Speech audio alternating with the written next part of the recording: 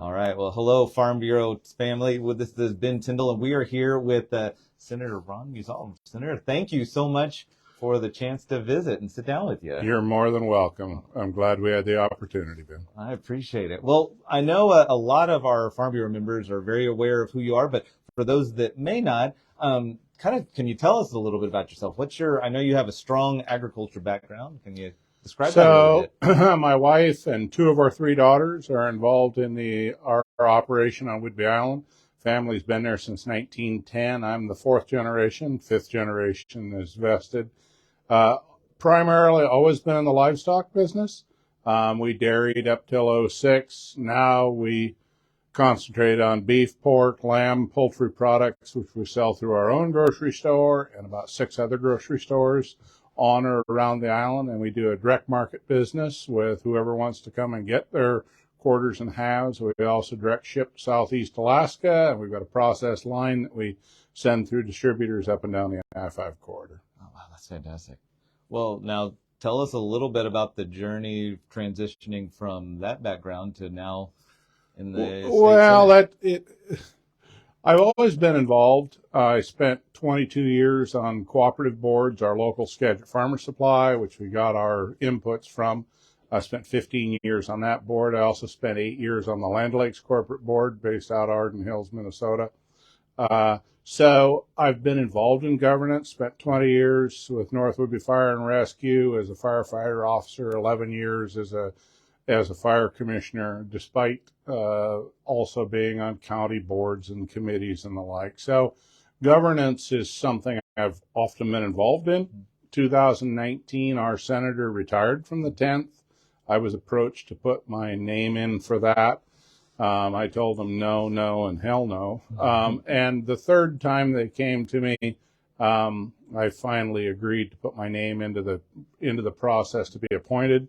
There were 6 people there. I was appointed then in October of 19 and then selected by the group of county commissioners that represent the district council, 2 county commissioner boards and 1 county council.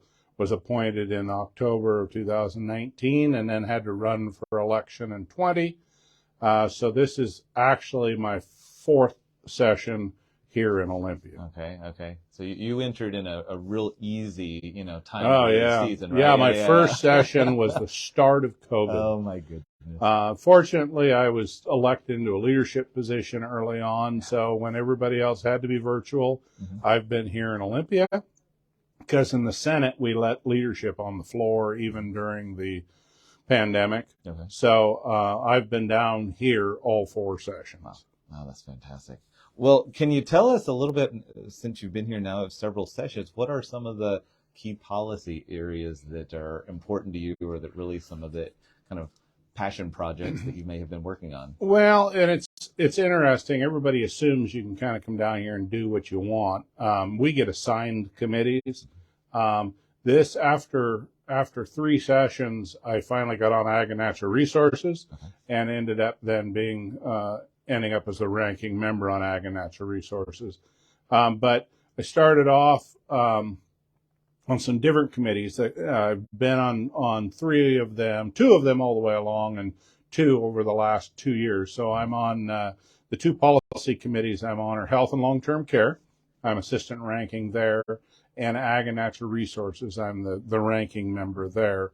Then I'm on Ways and Means. And then I'm also on Rules. And then I'm deputy chair of the caucus. So I get to have some input on policy, whether it's Ag and Natural Resources, which includes state parks, Department of Natural Resources, Department of Ag and Fish and Wildlife, and then Health and Long-Term Care, which covers all of the health care and long-term care needs in the state. And then the next step is, if they have a fiscal component, to end up in Ways and Means, and I'm on Ways and Means there. And no matter where they end up in Rules. And so then we have the ability to pull bills to the floor out of Rules. So then Rules, I can pull them to the floor. Now, doesn't mean they're going to make it to the floor, but because the majority has that control. But then on the floor, we have the ability to work with those bills, amend them, or whatever the case is to get them out the door. Yeah. As far as I'm excited about my opportunity here in ag, my background on the cooperative boards, my involvement with the National Council of Farmer Cooperatives based out of Washington, D.C. I did a stint there, involved with Dairy Gold when we were dairying and their young producer program and going to National Milk. My background is agriculture, and I dearly love agriculture, and I'm very passionate about that. So this is a real opportunity for me. Even last year, when we started seeing some threats toward livestock watering, I dropped a bill last year, which we got through Ag and Natural Resources, that would have addressed some of the problems that DOE was addressing or trying to address when it came to stock watering.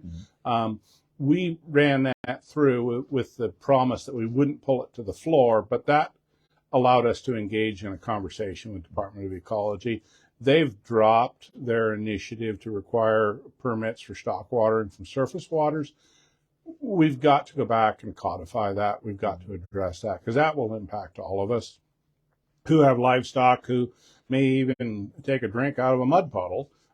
Their theory was that we needed a stock watering permit to do that, and I disagree with that. So we will try to codify that going into the future. We've got labor issues. Obviously, last year we negotiated our ag overtime bill. Right. We don't love it. We tried to get an extension of that to include the crop season this year so there wouldn't be overtime. That didn't make it to the floor. We'll continue to push that, and that's to the Labor and Commerce Committee. We need that. Our labor needs that. There's a real issue with the fact that we have so many urban legislators here. They don't understand that a crop season's a crop season and then you're done. And our help needs the ability to amass those hours during the cropping season in order to last through the slow time of the year. Yes. No, that makes sense. Let me ask you this. Is there any issue that you're seeing on the horizon that would be helpful for some of our members to be aware of? Or you mentioned several already, but we had a couple of bills, and they got killed this year through some drama at the end of the policy committee term. I believe that we're going to see a real push to address carbon sequestration in agriculture. Okay. We're not going to have electric combines. Can't run them 24 hours a day. We're not going to have some of these others. We're going to rely on petroleum to drive our heavy machinery in agriculture. I believe they're going to start pushing us to show that we are sequestering carbon. We know we do. Our methods of agriculture, whether it's no-till, whether it's rotational grazing, they result in carbon sequestration in the soil. We're going to need better metrics, better processes to measure that and to prove that carbon sequestration. I also think that we have a potential to be remunerated for that long term, not just to show that we are not, there's a lot of misinformation out there about how much carbon agriculture actually utilizes and puts into the atmosphere. And there's a lot of misinformation around methane and livestock. So we're going to have to be more proactive to show how much carbon we sequester, how little we actually put into the atmosphere. And there are opportunities for us to do that. I think there's also opportunities for us to cost share in that, whether it's further methane capture or whether it's just sequestration itself. Well, can I ask you this real fast? What would be something for ag? How can we help you, or how can we be a part of this process to support what you're working on? So one of the biggest, and of course, we went through this in our own operation. We went from being a commodity producer to a direct marketer. We went from producing milk that left the farm in a semi and we never saw it again to being somebody who markets everything we grow. So what we learned through that process is the connection with the consumer. We have to be more proactive about our connection in agriculture to the consumer itself. They don't need farmers. They got grocery stores. We've heard that said, and maybe it's tongue in cheek. I don't know. But the reality is we need to connect our food production to the food users. You know, we all need doctors and lawyers, but we need a farmer 3 times a day. Right. The reality is each of us are responsible for making that connection with the consumers. And we've got a rural-urban divide going here. And those people in Seattle, I don't care if they're vegetarian or not, they need farmers. I don't care if they're the greenest people in the world, they need farmers. And they need to be able to connect and understand the impacts that they're going to have on agriculture with some of the things that they're doing. And so I think that each of us is responsible for telling our story, for getting out there. And today was a perfect example. I brought a case of their USDA packaging. I brought a case of ribs down, and we served them in the Senate lunchroom today.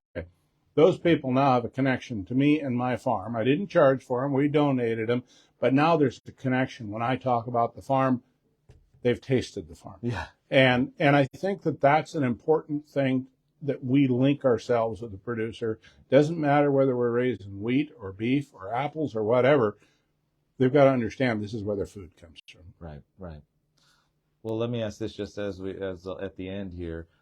What if you could, speak to individuals who are watching this on Facebook, or will this be recorded and we'll have this for individuals to watch in the future?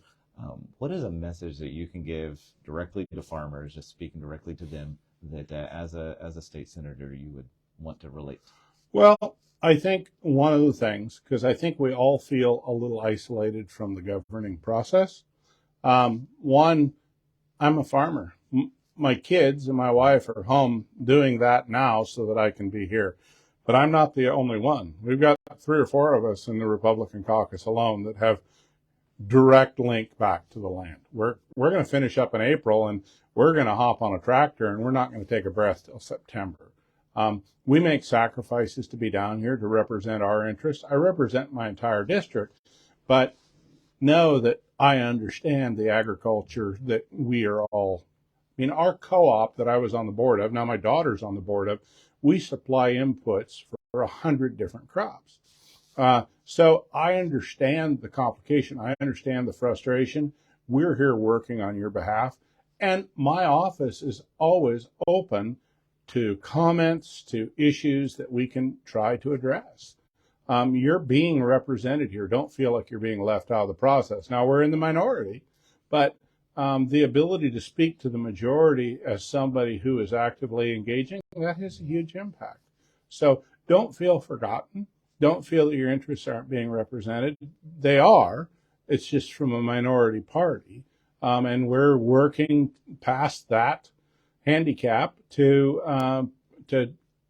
work toward all the interests in agriculture in the state of Washington.